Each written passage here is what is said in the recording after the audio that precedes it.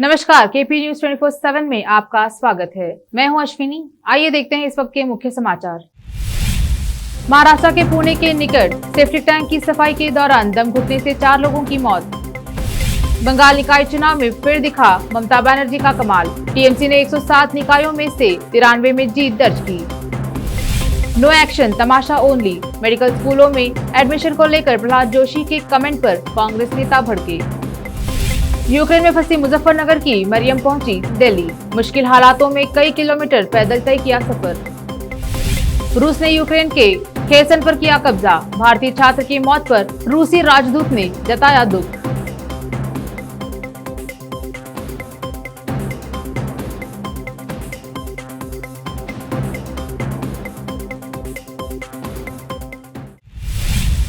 अब समाचार विस्तार से। महाराष्ट्र के पुणे शहर के बाहरी इलाके में स्थित लोनी कलभोर में एक सेप्टिक टैंक की सफाई के दौरान दम घुटने से बुधवार को 4 लोगों की मौत हो गई। पुलिस के एक अधिकारी ने बताया कि यह हादसा लोनी कलभोर के कदमवाग बस्ती इलाके की एक रिहायशी इमारत में पूर्वाह्न करीब 11:30 बजे हुआ। यह जगह पुणे से करीब 15 किलोमीटर दूर है। उन्होंने कहा, सेप्टिक टैंक की सफाई के लिए लाए गए 4 लोगों की दम घुटने से मौत हुई। जब पहले पीड़ित को टैंक से बाहर निकाला गया तो वह बेहोश पाया गया था। उसे निकटवर्ती अस्पताल ले जाया गया, जहां चिकित्सकों ने उसे मृत घोषित कर दिया। अधिकारियों ने बताया कि अन्य 3 को इसके तत्काल बाद टैंक से बाहर निकाला गया, लेकिन उनकी पहले ही मौत हो चुकी थी। पश्चिम बंगाल विधानसभा चुनाव में शानदार जीत हासिल करने के 10 महीने के बाद सत्तारूढ़ तृणमूल कांग्रेस ने बुधवार को नगर निकायों में भी पूरे विपक्ष का सपूड़ा साफ करते हुए राज्य की 107 नगर पालिकाओं में से 93 में जीत दर्ज की है। राज्य निर्वाचन आयोग के एक अधिकारी ने यह जानकारी दी। तृणमूल कांग्रेस ने विधानसभा में नेता प्रतिपक्ष और नंदीग्राम से विधायक शुभेंदु अधिकारी का गढ़ मानी जाने वाली कांथी नगर पालिका में जीत हासिल की है, जबकि उत्तर बंगाल की पहाड़ों की राजनीति में नवागंतुक हमरो पार्टी ने तृणमूल कांग्रेस, गोरखा जनमुक्ति मोर्चा और भाजपा को पछाड़कर दार्जिलिंग नगर पालिका पर कब्जा कर लिया है। मेडिकल स्कूलों में एडमिशन को लेकर केंद्रीय मंत्री प्रहलाद के बयान पर कांग्रेस नेता जयराम रमेश ने निशाना साधा है। उन्होंने जोशी के बयान को बेहद असंवेदनशील करार दिया है। दरअसल जोशी ने कहा था कि विदेशों में मेडिकल की पढ़ाई करने जाने वाले 90% भारतीय छात्र क्वालिफायर तक पास नहीं कर पाते हैं। जयराम रमेश ने ट्वीट किया, मोदी सरकार की विफलताओं और पीआर गतिविधियों पर पर्दा डालने के लिए मंत्री प्रहलाद जोशी ने चौंकाने वाला असंवेदनशील बयान दिया है। नमो का एकमात्र मंत्र है नाटो, नो एक्शन, तमाशा ओनली। यूक्रेन में फंसे भारतीयों को लाने के लिए ऑपरेशन गंगा जारी है।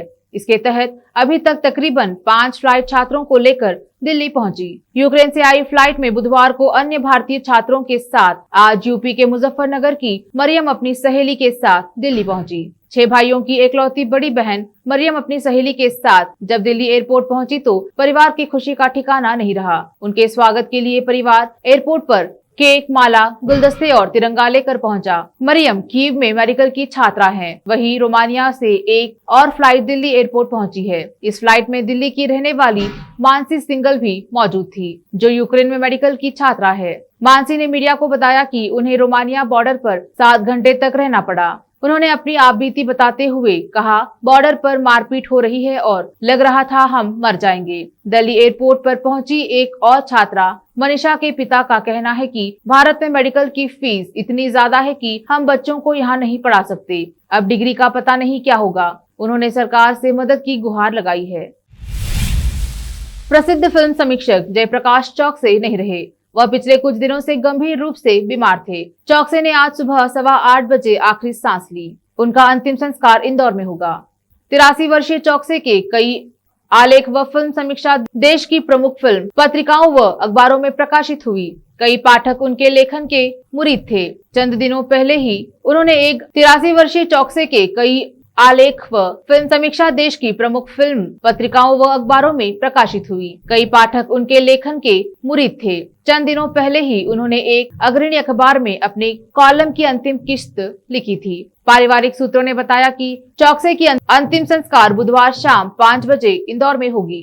चौकसे के फिल्म जगत की कई हस्तियों से नजदीकी रिश्ते थे। कपूर परिवार और सलीम खान के परिवार के तो वह बहुत करीब थे। उनकी खास किस्म की फिल्म समीक्षा को बॉलीवुड में भी पसंद किया जाता था। रूस यूक्रेन जंग के बीच भारतीय वायुसेना 7 मार्च को राजस्थान के जैसलमेर की पोखरण रेंज में वायु शक्ति अभ्यास करेगी। इसमें 148 विमान अपना युद्ध कौशल दिखाएंगे।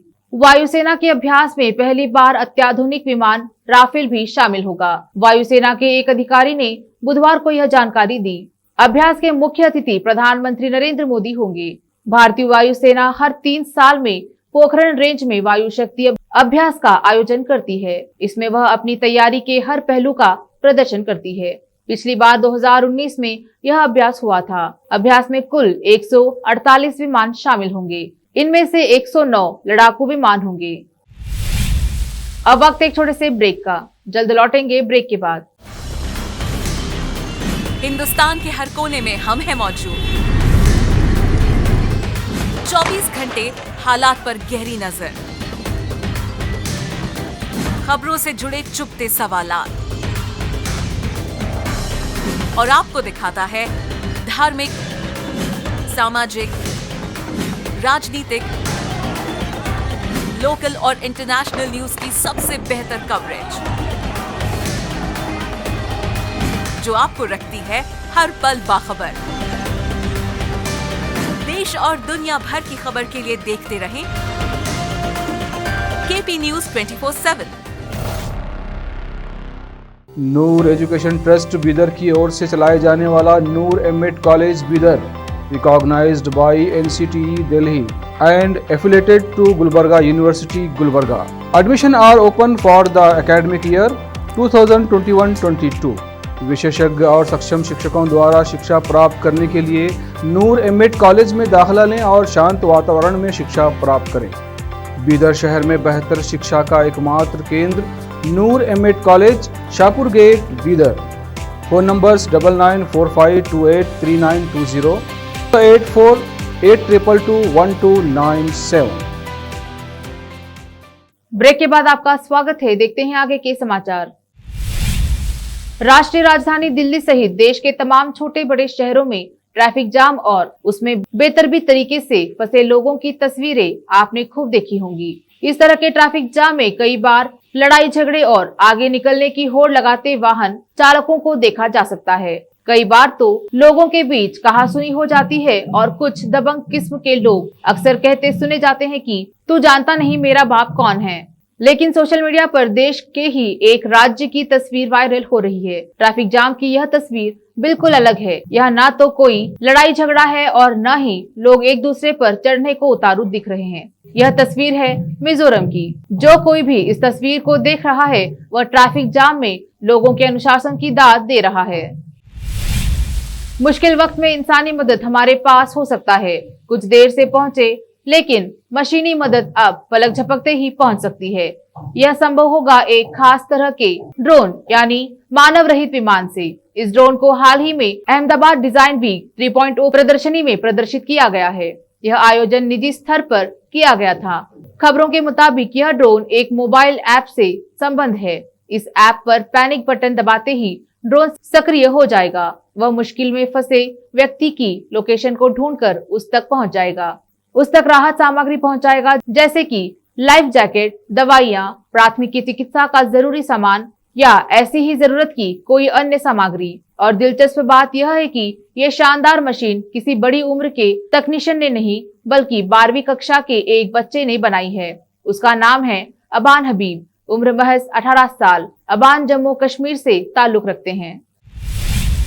दुनिया की किसी भी टेक्नोलॉजी के मुकाबले में भारतीय की जुगाड़ पद्धति का कोई मुकाबला नहीं है। सोशल मीडिया पर आए दिन कुछ ऐसी वीडियो शेयर होती हैं जहां एक जुगाड़ तकनीक देखने को मिल ही जाता है। ये वायरल वीडियो यूजर्स को काफी गुदगुदाते हैं, लेकिन हैरान करने वाले और काम को आसान बनाने का आइडिया देने वाले भी होते हैं। इंस्टाग्राम पर एक ऐसा ही वीडियो वायरल हो रहा है जिसे देखकर यूजर्स जमकर ठहाके लगा रहे हैं। इंस्टाग्राम पर शेयर इस वीडियो में कंस्ट्रक्शनल साइट पर काम कर रहे 2 मजदूरों ने जुगाड़ तकनीक का ऐसा इस्तेमाल किया है कि यूजर्स हंसने लगे और तरह तरह के कमेंट्स करने लगे। दरअसल इस वीडियो में मकान के निर्माण कार्य में लगे 2 मजदूरों ने सीमेंट या रेत से भरे थैले को सेकंड फ्लोर पर भेजने के लिए रस्सी के जरिए बारी बारी से करतब दिखाई। यह थैला ऊपर काम कर रहे तीसरे मजदूर के पास पहुंच गया।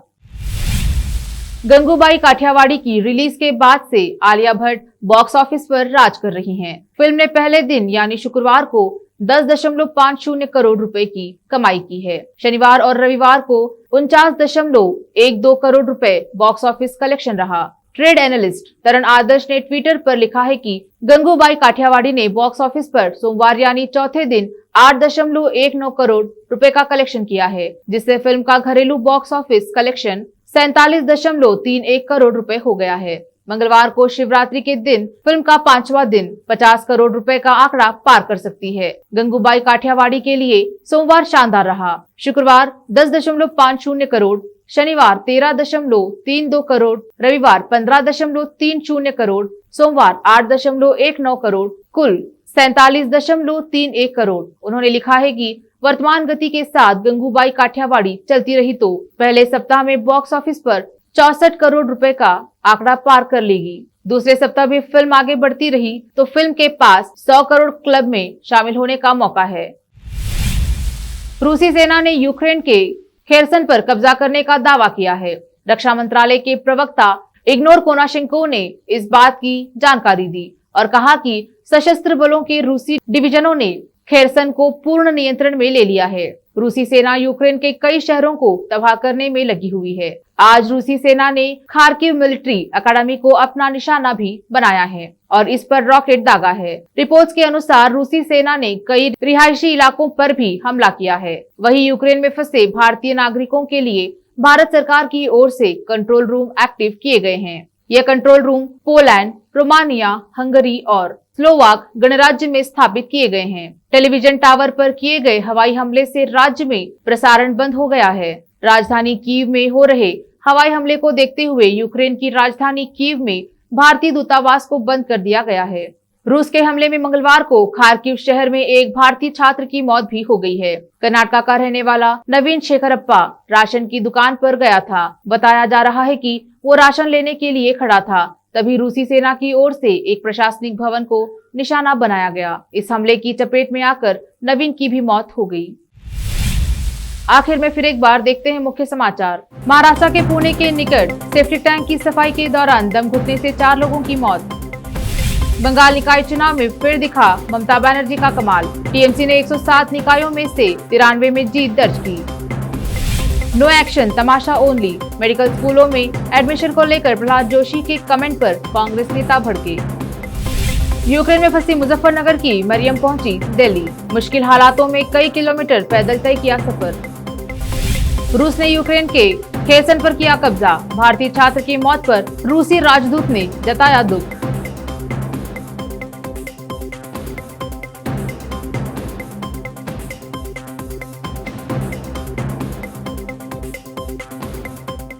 केपी न्यूज में अब तक के लिए इतना ही। देश प्रदेश के समाचारों के लिए देखते रहिए केपी न्यूज 24/7। धन्यवाद।